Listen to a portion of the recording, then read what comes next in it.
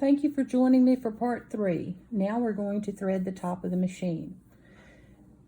I'll move the camera close to the head of the machine so you can see some of the guides that we're going to go through, but to actually do that I'm going to have to place the phone in a phone holder.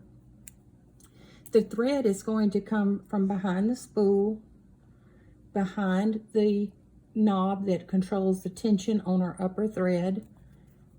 It will travel down behind this hook between these two metal plates, and it will pop out right here.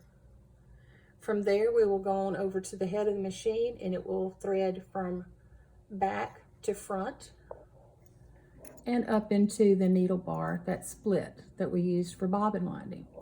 From there it will go down the left side of the machine into 2 guides, and then the needle will be threaded. For being able to show you this, I'm going to place it in the phone holder so that it won't be quite as jiggly, and I'll try to have it as zoomed in as I can. But having seen that up close, hopefully you'll understand what I'm doing as I'm going through those thread paths. Thread's coming off the back. It's behind the knob. I'm going underneath that part that hung down. I'm up between the 2 pieces now. Didn't get quite there. There we go. So now I'm between those toes of that. I'm going to go from back to front and slip that down into the needle bar. You'll see I've got a little small piece of thread on this end of the machine, and I'm going to need more than that to go ahead and thread down to the bobbin.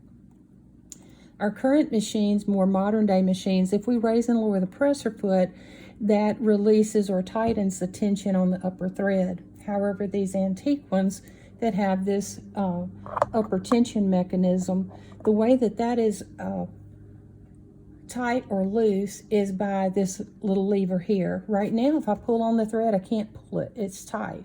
So to release it, to remove thread, or to gain more thread to thread it, I will press down, and as I'm pressing down, pull the length of thread that I desire.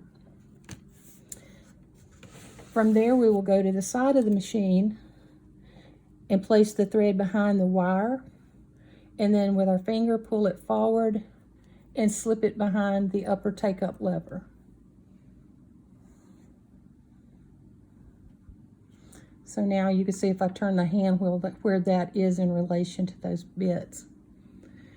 From there, we're going to move downward to the needle, and I'm going to thread this from behind the clip forward. And so now we're right above the needle, about to thread. This machine is unusual in that it takes a longer needle than what we normally can go buy at the store. It was considered a 20 by 1, and modern day machines use a needle system of 15 by 1.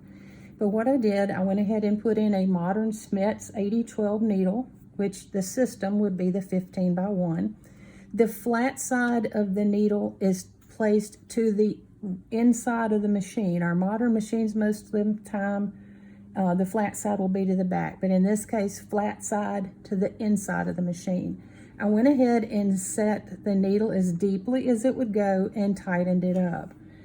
By it being oriented in that fashion, the needle will now be threaded from left to right.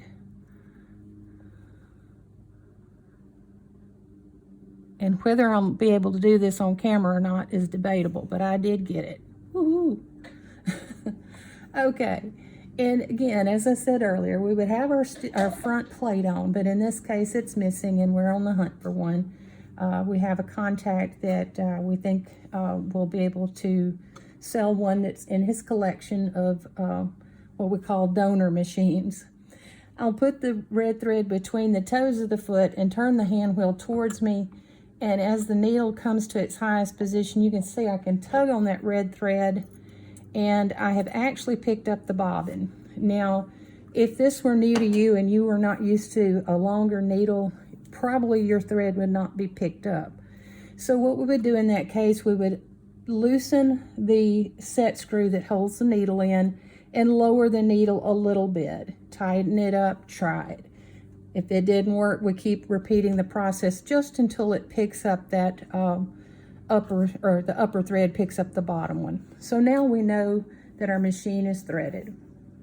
I'm actually going to turn this into 4 short videos just for time's sake. So catch me on part 4, and I will turn the machine more straight on at us, and we will sew on it and look at how we change the stitch length and how we adjust the upper tension. Thanks for watching.